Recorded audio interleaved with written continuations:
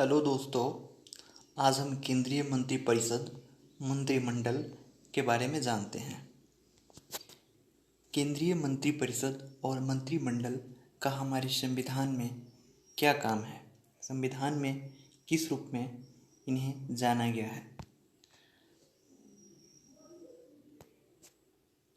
जो संसद की व्यवस्था जो है हमारा ब्रिटेन से अपनाया गया है। भारतीय संविधान के संसद में दो सदन होते हैं, निम्न सदन और उच्च सदन। निम्न सदन को लोकसभा कहा जाता है और उच्च सदन को राज्यसभा कहा जाता है। किसी भी विधि को बनाने के लिए हमें उस प्रस्ताव को लोकसभा और राज्यसभा दोनों में पास होना जरूरी है। उसके बाद राष्ट्रपति के सिग्नेचर से उस विधि को, उस विधेयक को कानून के रूप में बदला जाता है। यानी राष्ट्रपति तभी किसी विधि को कानून बना सकते हैं जब उस पर लोकसभा और राज्यसभा सहमति हो, यानी सहमत हो। राष्ट्रपति के पास खुद का पावर नहीं होता है कि वो खुद से किसी कानून को बना सके, पर यह होता है कि वो लोकसभा और राज्यसभा के द्वारा जो बिल पास किया जाता है, जो विधेयक पास किया जाता है, उस बिल को एक्ट में बदलते हैं, यानी बिल को, विधेयक को कानून में बदलते हैं। आखिर राष्ट्रपति को कार्यपालिका का प्रधान माना जाता है? तो नहीं, राष्ट्रपति को वास्तविक कार्यपालिका का प्रधान नहीं माना जाता है।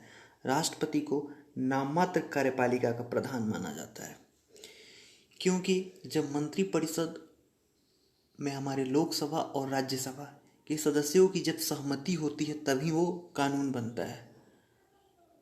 अन्यथा राष्ट्रपति अपने विचार से किसी कानून को नहीं बना सकते हैं, इसलिए राष्ट्रपति को नाममात्र का प्रधान बोला जाता है। अच्छा, लोकसभा मंत्रिपरिषद के प्रति उत्तरदायी होता है और मंत्रिपरिषद का प्रधान प्रधानमंत्री होता है, इसलिए कार्यपालिका का वास्तविक प्रधान प्रधानमंत्री को कहा गया है। चलिए, मंत्रिपरिषद को कौन सी आर्टिकल में लिखा गया है देखते हैं। हमारे संविधान के आर्टिकल 74 में मंत्रिपरिषद की नियुक्ति और उनके कर्तव्यों के निर्वहन के बारे में बताया गया है, और आर्टिकल 75 में हमारे प्रधानमंत्री के बारे में बताया गया है। 74 में मंत्रिपरिषद की नियुक्ति कौन करता है? तो मंत्रिपरिषद की नियुक्ति हमारे राष्ट्रपति करते हैं। मंत्रिपरिषद की नियुक्ति कौन करते हैं? राष्ट्रपति। किसके सलाह पे राष्ट्रपति नियुक्ति करते हैं? तो पीएम के सलाह पे। मंत्रिपरिषद की नियुक्ति राष्ट्रपति किसके सलाह पे करते हैं? तो प्रधानमंत्री के सलाह पे। आखिर मंत्रिपरिषद की नियुक्ति हो गई तो उन्हें शपथ कौन दिलाएगा? मंत्रिपरिषद को शपथ दिलाते हैं हमारे राष्ट्रपति। मंत्रिपरिषद मंत्रिपरिषद का कोई मंत्री अगर कोई अपराध में लिप्त पाया जाता है, दोषी पाया जाता है, संविधान का अतिक्रमण करता है या दिए हुए मंत्रालय में सही से काम नहीं करता है, तो उसे हटाने के लिए प्रधानमंत्री राष्ट्रपति को सलाह देंगे। तो प्रधानमंत्री की सलाह पर राष्ट्रपति किसी खास मंत्री से त्यागपत्र मांग सकते हैं, और मंत्री को हटाने की पावर राष्ट्रपति में होती है, वो भी प्रधानमंत्री के सलाह पे। योग्यता क्या है हमारे मंत्री बनने के लिए? तो मंत्री बनने के लिए योग्यता या तो लोकसभा या राज्यसभा का सदस्य होना जरूरी है। मंत्री बनने के लिए लोकसभा या राज्यसभा का होना जरूरी है। यदि कोई सदस्य लोकसभा या राज्यसभा का सदस्य नहीं है तो उसे मंत्री बनाया जाएगा, लेकिन 6 महीने के अंदर या तो लोकसभा में अपना बहुमत साबित करना होगा या राज्यसभा में अपना बहुमत साबित करना होगा।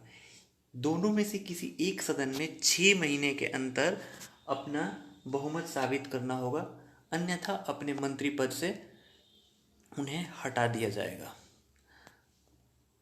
आखिर मंत्री परिषद किसके प्रति उत्तरदायित्व है? तो मंत्रिपरिषद लोकसभा के प्रति उत्तरदायित्व होता है। मंत्रिपरिषद लोकसभा के प्रति उत्तरदायित्व होता है। मंत्री के कितने प्रकार हैं? तो मंत्री के 3 प्रकार हैं। कैबिनेट मंत्री, राज्य मंत्री और उप मंत्री। कैबिनेट मंत्री किसे कहते हैं, राज्य मंत्री किसे कहते हैं और उप मंत्री किसे कहते हैं।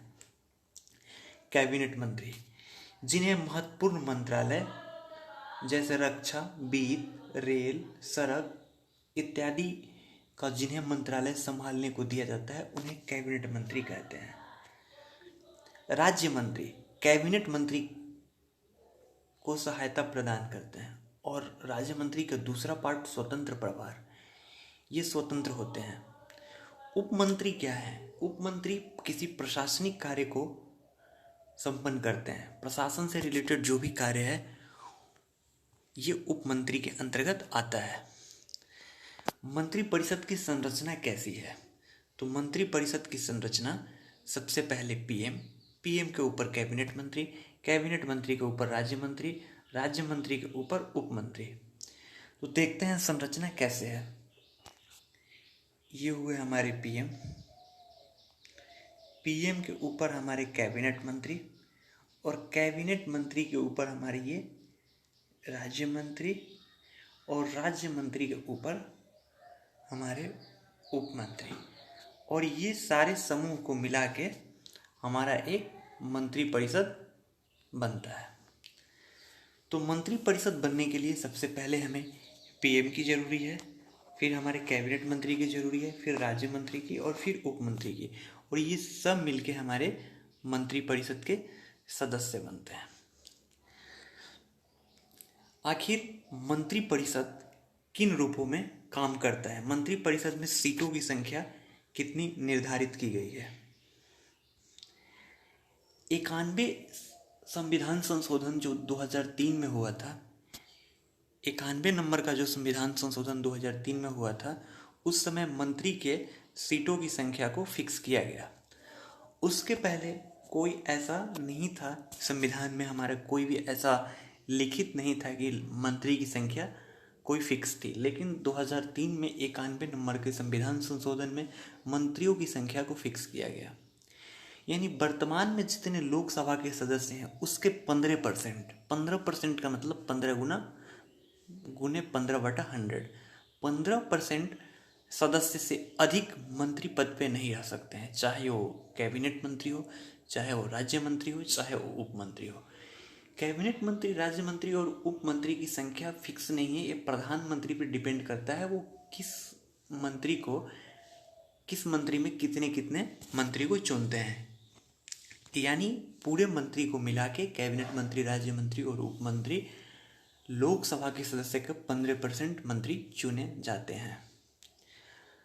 कार्य क्या है मंत्रिपरिषद का, राष्ट्रपति की सहायता करता है मंत्रिपरिषद, विकास के कार्य करता है, बजट बनाता है, नीति बनाता है, यह हमारे लोकतंत्र से संबंधित जो भी कार्य होता है वो मंत्रिपरिषद के द्वारा किया जाता है। आगे हम देखते हैं मंत्रिपरिषद और मंत्रिमंडल में अंतर क्या है।